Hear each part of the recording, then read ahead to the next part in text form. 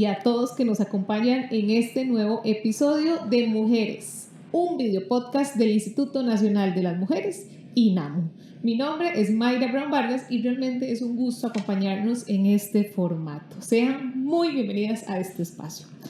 Hoy vamos a hablar de las responsabilidades que se tienen cuando se informa a la comunidad sobre los femicidios u otras manifestaciones de violencia contra las mujeres.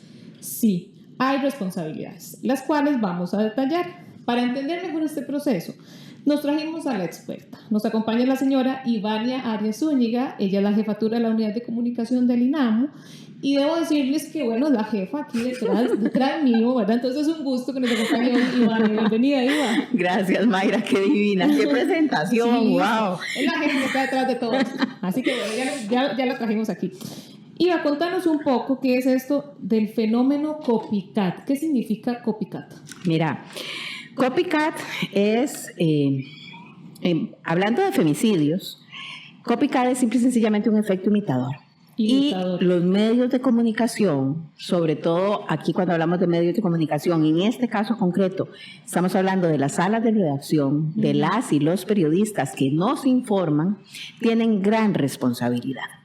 Se ha investigado y está documentado que cuando un medio de comunicación reitera conductas o reitera hechos, es más frecuente que esa conducta que está reiterando el medio de comunicación sea copiada. Por ejemplo, en el Ministerio de Salud lo han comprobado con la cobertura que se le da a los suicidios, ¿verdad? Si uno se pone a ver, realmente no hay como mucha cobertura. O sea, vos no estás oyendo todos los días, se suicidó por encejo, se suicidó por enceja.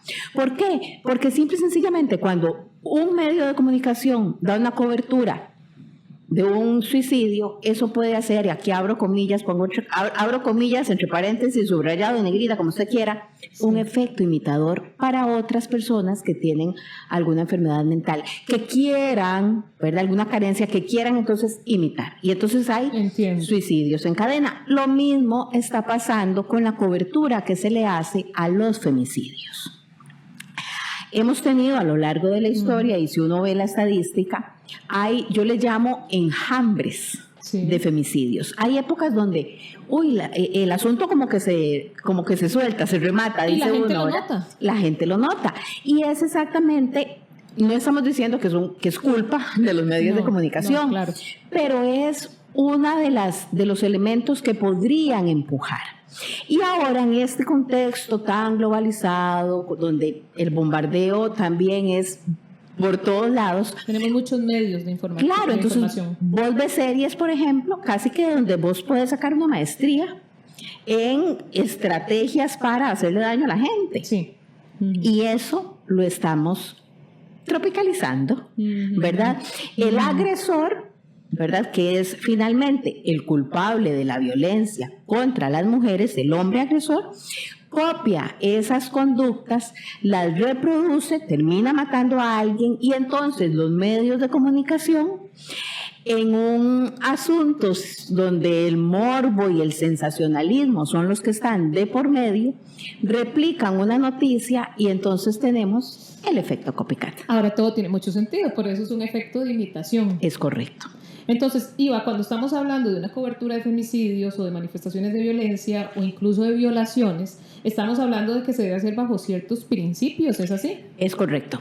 En la universidad, por ejemplo, ¿qué es lo que a uno en materia de comunicación le enseñan cuando uno llega a estudiar, digamos, periodismo? Bueno, la responsabilidad que tiene el comunicador o la comunicadora es formar opinión, ¿verdad? Esa es la responsabilidad que una tiene. Hemos visto a lo largo de los años, y también un poco viendo el entorno en el que nos estamos manejando ahora, que esa responsabilidad de formar opinión está un poquitito, en algunos casos, no podemos generalizar, pero en algunos casos un poquito renca. ¿Por qué? Porque entonces también tenemos que en los medios de comunicación hay un asunto que es el mercadeo y el rating y quién me genera más like. Entonces, ¿qué le estoy dando a la población? Casi que un circo, ¿verdad? ¿Por qué? Porque entre más detalle ese hecho sangriento, de repente más gente me sigue por el morbo ya propio de las personas, y entonces voy a pedir que esa cobertura sea cada vez más también, ¿verdad? Claro, muy explícita. Ajá. ¿Verdad? Hace poco hacíamos un taller con comunicadores y para ejemplificar, veíamos videos donde en Costa Rica incluso se dan, tal vez no en temas de femicidio, pero los hemos visto en otras coberturas, casi que donde la bala, el puñal, el arma con el que terminan agrediendo a esa persona, casi que le hacen un zoom para ver qué es lo que se ve. Eso genera morbo. Sí. Y eso en las personas, de ahí habría que preguntarle a una persona más experta en psicología, pero eso a la persona como que le atrae, lo llama, y entonces yo quiero ir a ver. No, y en este caso hay que decirlo concretamente, en tu caso y en el mío, y seguramente las personas que nos están viendo, todas pensamos en muchos ejemplos. Claro. Porque sí estamos naturalizando esta forma tan descriptiva, ¿verdad? Hasta tan soez, tan violenta. Y entonces, volviendo al tema del femicidio, una tiene que ponerse, ¿verdad?, también en los zapatos de la otra persona. ¿Por qué? Imaginémonos el femicidio donde yo llego y en la cobertura buscan a la mamá, buscan a ese familiar cercano con preguntas que no vienen al caso y casi que en algunas ocasiones terminan culpabilizando a esa otra persona. No nos damos cuenta que detrás de esta víctima terrible hay una familia, hay unos hijos que están oyendo lo que la gente dice, porque entonces volvemos a lo mismo. En temas de femicidio, aunque la mujer ya esté muerta, casi que fue culpa de ella, que por andar sola, que por andar así vestida, que por meterse en tal lugar, que por caminar por tal lado, que porque era casada y andaba... Entonces ya es culpa de ella porque vienen comentarios horribles que se dan en redes sociales. Si estuviera en la casa cocinando no le pasa eso. Pero si estuviera, siempre termina siendo la culpa de la víctima. Y eso, por medio de la cobertura periodística, también se puede prevenir. Por eso es que se hace desde esta administración, y aquí valga la aclaración, una iniciativa también de la señora ministra de la Condición de la Mujer, la segunda parte de la estrategia Ruta de Género. Yo sé que en este espacio ya lo han conversado, pero esto del copycat sale como una herramienta para que los medios de comunicación tengan un documento, ¿verdad?, que se llama Informar para Prevenir, desde la Ruta de Género 2.0, para dar como una guía. Y aquí lo señala muy claro. Por ejemplo, yo le digo el ABC de la cobertura de los medios de comunicación. Son 13 puntos como un compromiso, claro, que los medios de comunicación deberían de estar asumiendo al momento de informar. De hacer una cobertura respetuosa, que aplica para el femicidio y en términos generales para cualquier cobertura, porque es desde la óptica de los derechos humanos. ¿Cómo tengo que informar yo ante una situación de violencia y ante un femicidio? Bueno, es que no hay que revelar detalles personales que puedan identificar a la víctima. ¿Eso para qué? Eso suma, no suma, no, eso genera morbo. Evitar el sensacionalismo y el morbo en la cobertura, usar un lenguaje respetuoso, no culpabilizar a la víctima. ¿Cuántos casos, Mayra? ¿Cuántos casos de eso que decíamos? Dices que ¿para qué anda sola? Es que la asesina, ¿verdad? O sea, ¿verdad? La mujer es víctima de femicidio y como lo dijo Darcy en el episodio que hablamos de femicidio, y todavía es doblemente asesinada, digámoslo así, si esto cabe, por la sociedad, porque viene toda esta culpa después de su muerte. Exactamente. Otra de las cosas que se piden en estas coberturas es incluir estadísticas y datos relevantes. Yo conversaba el otro día también con autoridades y yo decía, en este país la mayor movilización que tiene la fuerza pública cuando sale a dar socorro en alguna situación es justo y sencillamente el tema de violencia intrafamiliar, que no es solamente eso, violencia contra las mujeres, esa es una ramita, pero es violencia intrafamiliar. ¿Y cuánto le cuesta al Estado despachar eso? ¿Cuánto le cuesta al Estado el operador o la operadora del 911? ¿Cuánto le cuesta al Estado la cobertura en salud de esa persona víctima de violencia de cualquier tipo. Entonces, cuando yo incluyo estadísticas, yo veo que no es una más la que está, sí, otro femicidio, ya tan normalizado. No, es un problema que en este país y a nivel mundial podría incluso catalogarse de pandemia. Y si nosotros incluimos estadísticas y esos datos relevantes, vemos la noticia desde otra óptica. Esto sí importa. Esto sí importa. Esto sí importa. Esto sí importa. Habla también, de consultar a personas expertas, evidentemente, en materia de violencia. Habla de incluir testimonios de víctimas y sobrevivientes. Lo que pasa es que aquí hacemos un punto y aparte, ¿verdad? ¿Por qué? Porque a veces incluir esos testimonios de víctimas o de sobrevivientes está muy bien, porque es el push, ¿verdad?, que otras necesitan para poder salir de la violencia. Pero cuidado, porque si esa mujer que yo quiero entrevistar está viviendo violencia en este momento, actualmente, podría incluso exponerla. Exactamente. Porque entonces yo vengo y yo digo, sí, es que mi marido ¿verdad? No sé, y damos una situación, y mi marido, que ya yo estoy en pésimos términos, en un supuesto, en pésimos términos con él, vuelvo a casa. Y él se da cuenta de lo que yo dije, porque esto ahora en redes sociales va de Costa Rica para el mundo. Puedo incluso generar más enojo, y podríamos incluso, dependiendo de la situación en que esté esa persona, ponerla en riesgo, a ella y a sus hijos e hijas. Claro. De violencia mayor. Entonces, por un ratito de una cobertura, ¿verdad? Por un ratito de una cobertura, donde yo digo, ya tengo todas las fuentes, ya las consulté, ya tengo todo bien, pero no, hay que tener cuidado. Nunca vamos a cuestionar ni dudar del testimonio de las víctimas. Revictimizamos y ponemos en duda.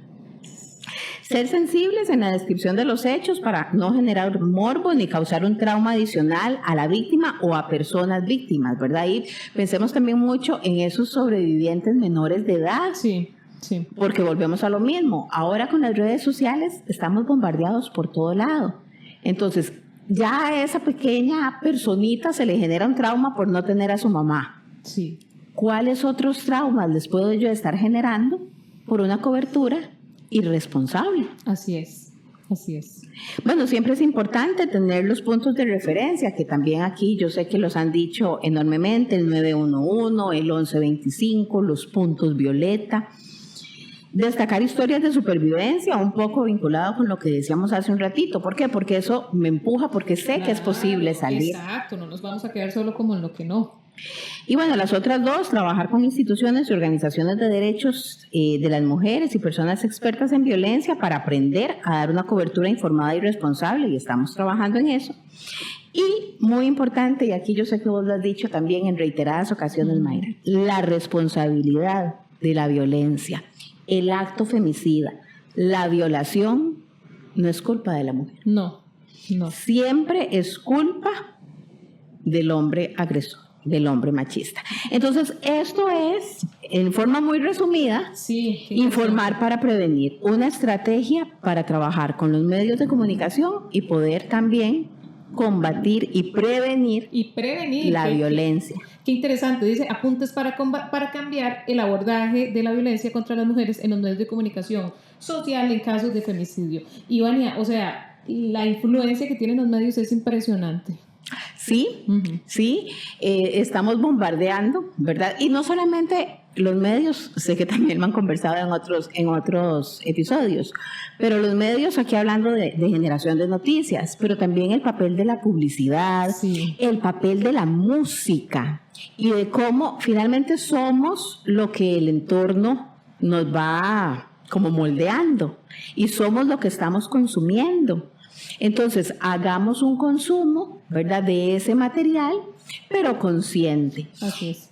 Los colegas me decían el otro día, Ivania, pero si nosotros empezamos a redactar desde esa mirada, ¿verdad?, que desde el INAMO están proponiendo, nos van a rechazar la nota, el editor nos la va a cambiar, y yo le decía, pero desde su metro cuadrado, estás haciendo lo que te corresponde. Usted está haciendo algo, desde su metro cuadrado, usted está previniendo violencia y cuidado y no hasta un femicidio.